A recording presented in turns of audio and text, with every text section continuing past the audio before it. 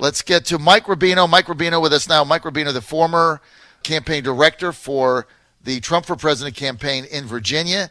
After winning that, he got promoted. He also was a director for, and I got to get all these, Mike, New York, Connecticut, Maryland, Delaware, etc., all wins, and then he became regional. Then we begged to get him back in Virginia, and he was there when we fired Corey Stewart, and Corey and I were co-chairman at the time. Then I became the chairman. And I tell you what, Mike, since the Corey Stewart victory, and I was saying this earlier, I've talked to probably 25 people, I think, somewhere around there, in 3 days. And not like I've sought them out, just, talking to them on the phone. Republicans who are telling me they're not voting for Stewart. I think this campaign is in big trouble now. What say you? Count me as one of them. Why? Well, we can get into that, but I want to make one point, back to your previous point about the Mueller probe, and this is how there's one other thing that will oust Donald Trump from the presidency, and that's impeachment voting in the House. And the only way that happens is if we lose the House of Representatives. Corey Stewart on the top of the ballot in November puts Dave Bratt at risk, Scott Taylor at risk, Denver Riggleman at risk, Ben Klein at risk, certainly Barbara Comstock at risk. Corey Stewart is a cancer to Virginia. He will adversely affect us in all of the House of Representative campaigns that we have going on. That is a way that we lose Donald Trump from the presidency. Well, okay, now, we all knew that going in, okay, but Corey is the nominee, and he's the nominee for a number of reasons. Number one, he carried Northern Virginia big over Nick Freitas. Freitas apparently couldn't get his message out there, and he had a bigger name ID, but he did carry it big. E.W. Jackson took 37,000 votes in this primary. 30,000 of those would have gone to Nick Freitas, I believe. So there were a couple things happening. Also, Nick started late, and I believe if the election were held this Tuesday, I think Nick beats him because he was really closing. I agree. He just ran out of time. But Corey's the nominee, so now what?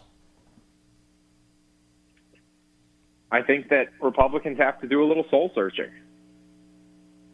I mean, pure and simple. I don't believe that any Republican should have to vote for Corey Stewart because he's their nominee.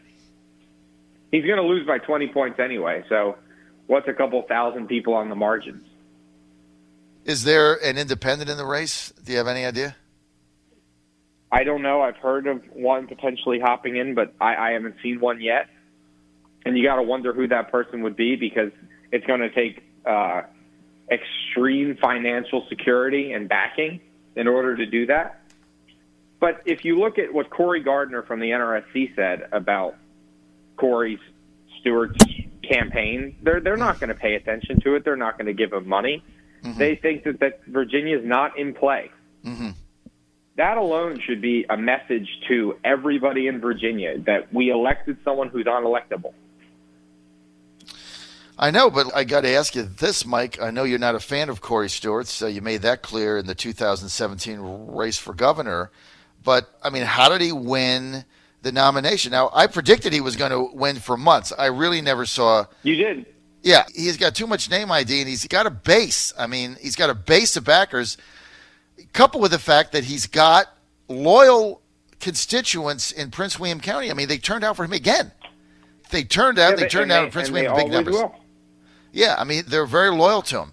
So it's like we can do the hand, like when I was on CNN the other night, they were asking, is he a bigot? Is he a white supremacist? And I'm like, look, you know what? I don't know. Who knows? No, he's a narcissist.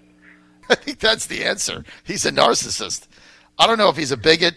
I don't know what's in his heart. I don't like some of the things he said and some of the people he associates with. I'm not comfortable with that. But the bottom line is he's not going to win, right? Under any circumstances, he is going to get crushed. And so it is what it is, right? That's just the facts. And I call it like it is. Like I said, he was going to be the nominee. I'm telling you, he isn't going to win in the fall. So the real issue now becomes not how do you stop him from winning because he's not going to win. The issue becomes how do you save 3 seats that are at risk? Barbara, Dave, Scott Taylor. My question to you, Mike Rubino, is what do you tell Republicans that don't like Stewart?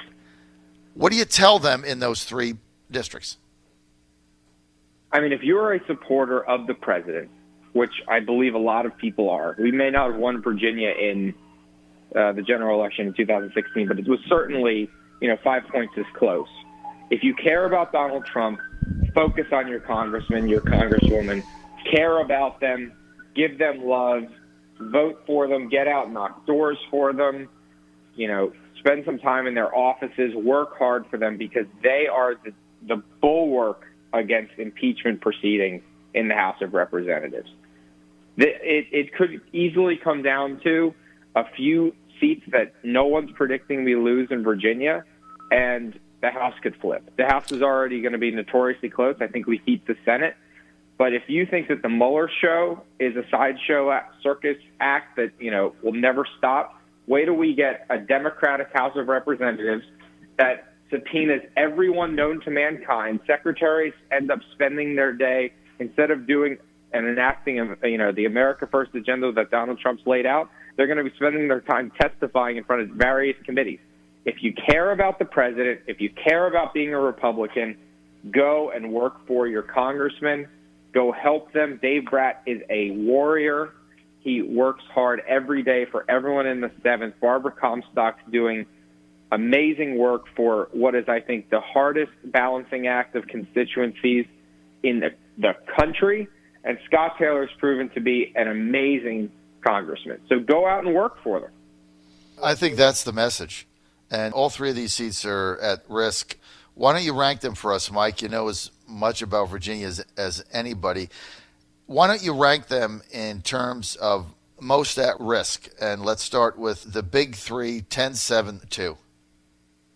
I'd have to say it's exactly as you just said, a 10, 7, 2.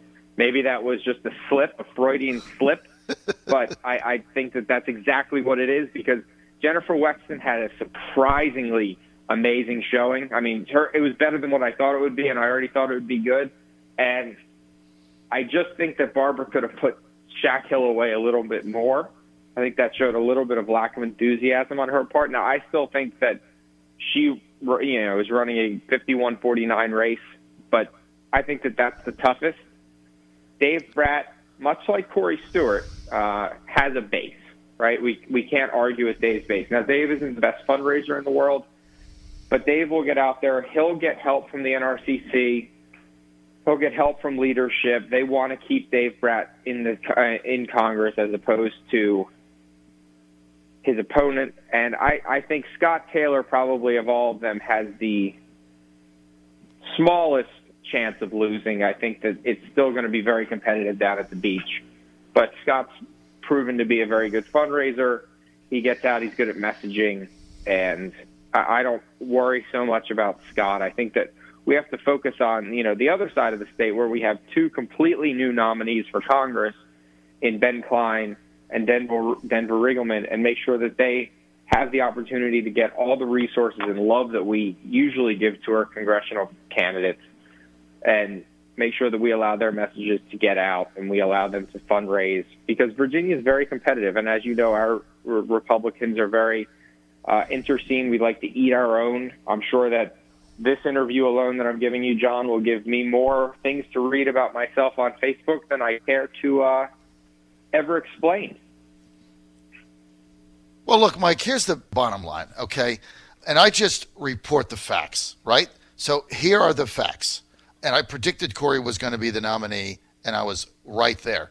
Here are the facts. He is not going to beat Tim Kaine.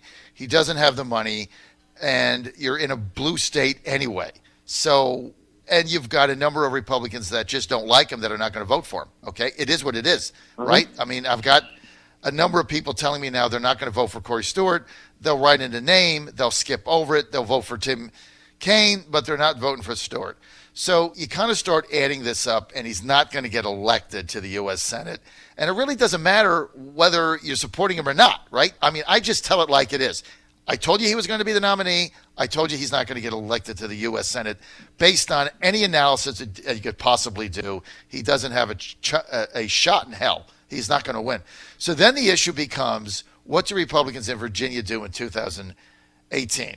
And I think you laid it out here. You've got a number of seats in play. 10 Barbara, 7 Dave, 2 Scott. But then you got also other races. You've got 5 where Leslie Cockburn is a very serious candidate. It's raising money. Raising a lot of money against Denver Riggleman, who has no experience in fundraising. So that's a serious race. Rob Whitman he always takes his opponent seriously. Angie Williams, she's going to get some play. So a disaster for Republicans. You could conceivably lose 5 seats in Virginia. That is conceivable. Not probable, conceivable. If you lose 3, like, nobody would even find that to be a shocker. That's how tough it is here. Correct. In these districts. So, whether or not you like Corey Stewart, you can make your own decision on that. But don't abandon the effort, I think, is our message. And especially if you're in the 7th district. Don't abandon down ballot Republicans. Yeah. If we lose these 3 seats, Nancy Pelosi is going to be the speaker. The First America agenda stops, and they're going to impeach Trump in 90 days. Doesn't matter that he hasn't done anything. Doesn't matter. Look, they're campaigning on it. They're saying, vote for me, I'll impeach the president. What are the crimes? He put marmalade on a peanut butter sandwich. High crimes and misdemeanors. It doesn't matter what he does. So yeah, that's he breathed. That's what they believe is a crime. He exists. He drinks Diet Coke. Drinks Diet Coke. So look, there's a lot of people out there. I know you're not comfortable with Corey Stewart. That's your own deal. You figure that out yourselves. But you can't abandon the party in Virginia, because if you do that and get mad and stay home because, Freitas didn't win, or you don't like Corey, or you don't like whatever, here's the problem. You're going to cost the president the remainder of his presidency if you do that. So you got to get involved. And especially if you're in the 7th. Go to davebrett.com, volunteer, send him money, get involved, because Dave is at risk here. He's going up against probably the toughest candidate that the Democrats have put up in the state, in Abigail Spanberger, coupled with the fact she's former CIA. CIA people think differently than college professors. They have a different mindset. I don't want to run against somebody that was in covert CIA. Mike, come on, Mike.